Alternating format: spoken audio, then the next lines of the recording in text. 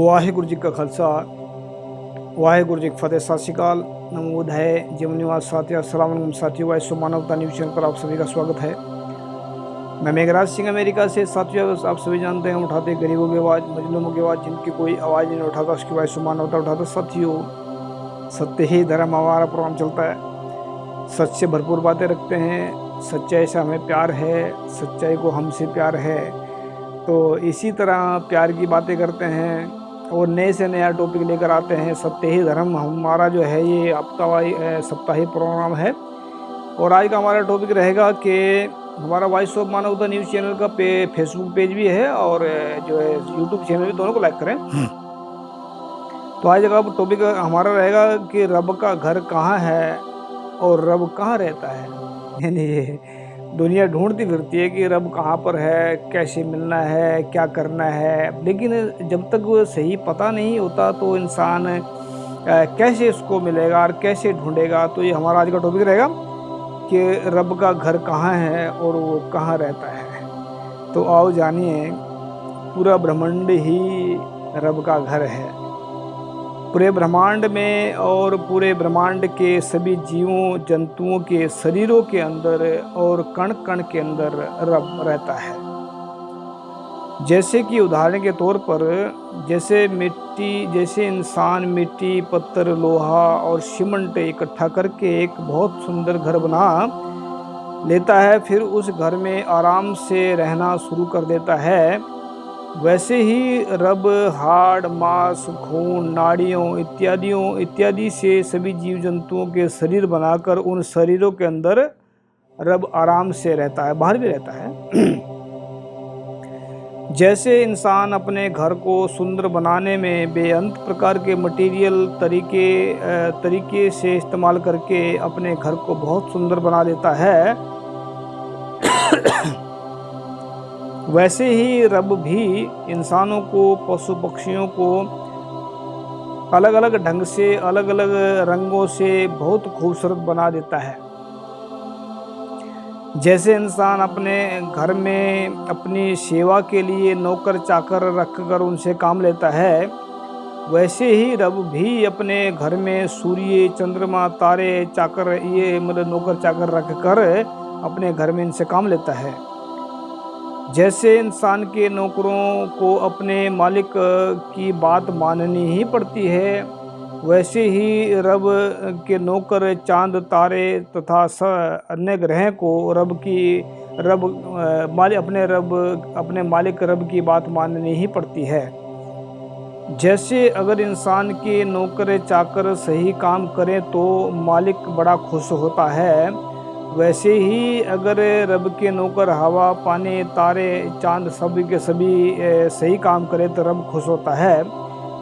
जैसे इंसान अपनी मर्जी से अपने घर को बना देता है, अपनी मर्जी से अपने घर को तोड़ देता है, फिर नया घर बना देता है, वैसे ही रब भी अपनी मर्जी से अपने जीवों के शरीरों को पैदा करता है, जवान करता है, बुढ़ापे में फिर ख़त्म करके फिर नया जन्म दे देता है।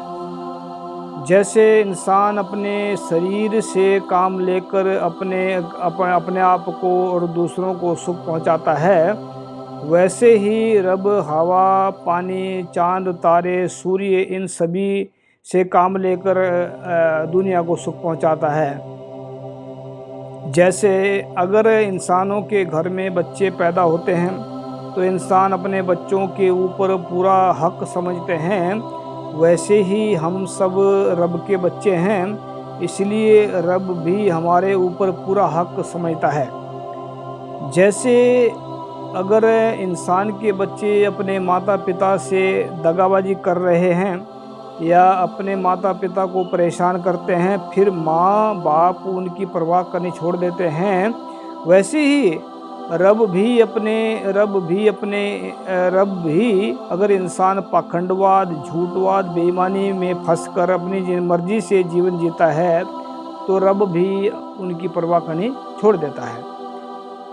जब बच्चे अपने माता पिता के कहने में पूर्ण रूप से चलते हैं तो माता पिता उनको हर तरह से सहायता पहुंचाने की पूरी कोशिश करते हैं, वैसे ही रब भी वैसे ही जो इंसान रब के नियमों में चलते हैं, फिर रब उनको दुख सुख से ऊपर उठाकर परम आनंद में ले जाकर उनके जीवन को पूरी तरह खुशियों से परिपूर्ण कर देता है।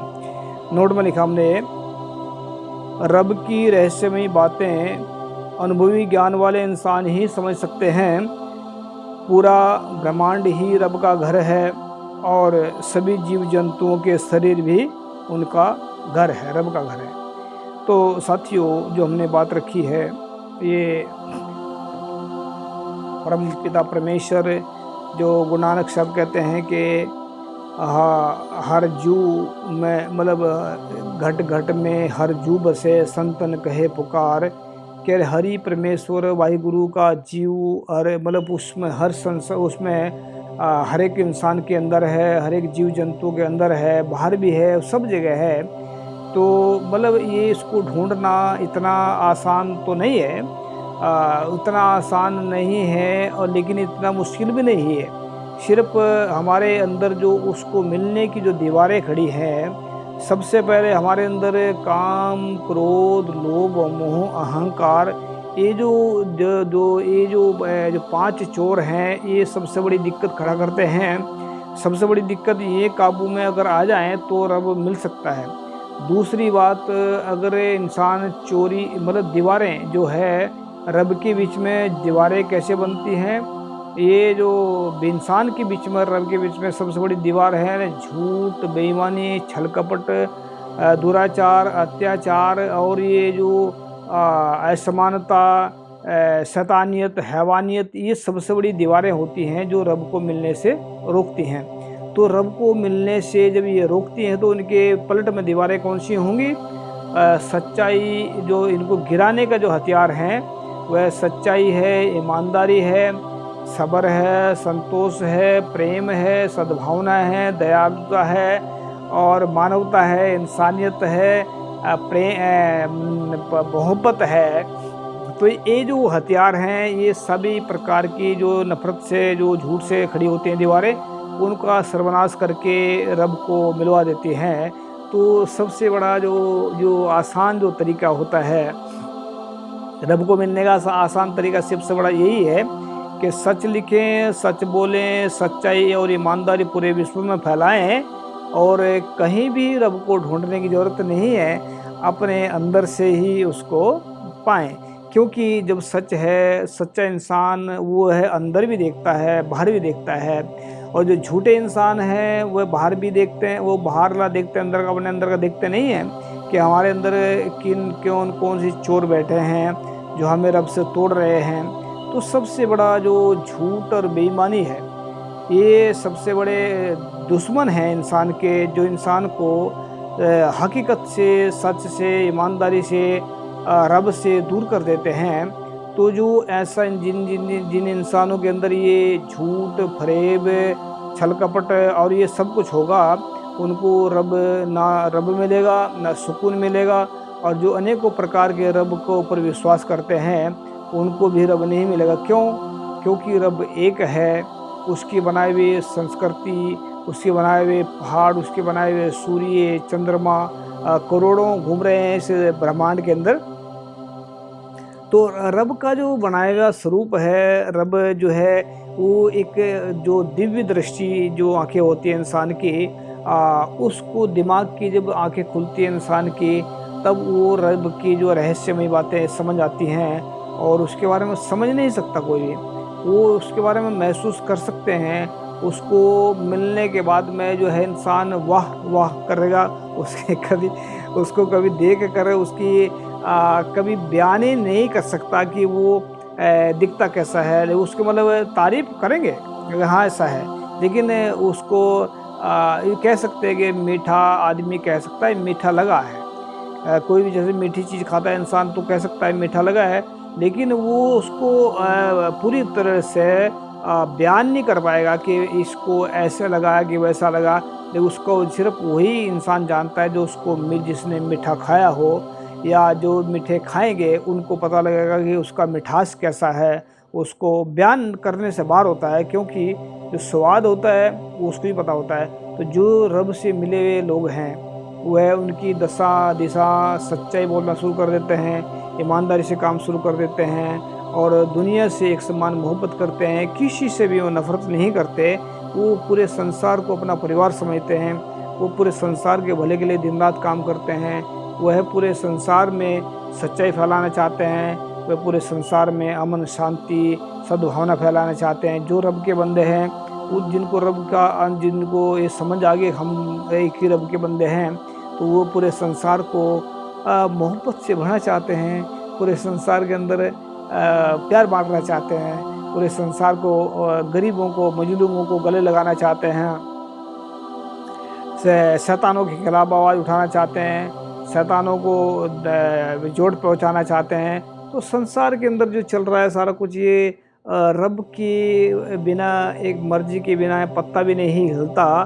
तो ये बहुत बड़े तार्किक जो शब्द हैं, ऐसा मतलब मेरा मानना है कि रब के बिना इंसान सांस भी नहीं ले सकता। अभी बोले बहुत सारे कहेंगे सांस तो चल ले लेंगे, सांस से लेने में क्या दिक्कत है, रब के बिना सांस ले सकते हैं। तो ऐसे अगर उनने हवा बंद कर दी फिर रब के बिना सांस नहीं ले सकता। अगर हवा बंद होती है तो रब के हाथ में हवा सब कुछ है। तो इसीलिए हम चाहते हैं कि जो सबसे आसान तरीका यही है कि सच बोलें, सच लिखें, सच्चाई के रास्ते पर दिन रात चलें, तभी रब की बातें समझ आएगी, तब परम सुख मिलेगा, तभी इंसान को अपने अंदर से उस परमात्मा के होने का एहसास होगा। तभी इंसान ही परमात्मा का दूसरा रूप है। इंसान ही जो परमेश्वर का दूसरा, या कहने वाली भी एक उसकी पहचान है। तो ये एक इंसान होना बहुत बड़ी बात है। सभी जीव जंतुओं से ऊपर इंसान का जुनी माना जाता है। तो मेरा मतलब कहने का मतलब यही है कि जो अपने अंदर से जो रब को पाना चाहते हैं, वो सच्चाई ईमानदारी पा जाएं और अपने अंदर से उसको पाएं। तो नेक्स्ट एपिसोड में फिर मिलते हैं। उम्मीद है आप सभी को पसंद आया होगा। तो वाहिगुरू जी का खालसा, वाहिगुरू जी की फतेह। अस्सलाम वालेकुम, जय जोहर, थैंक यू।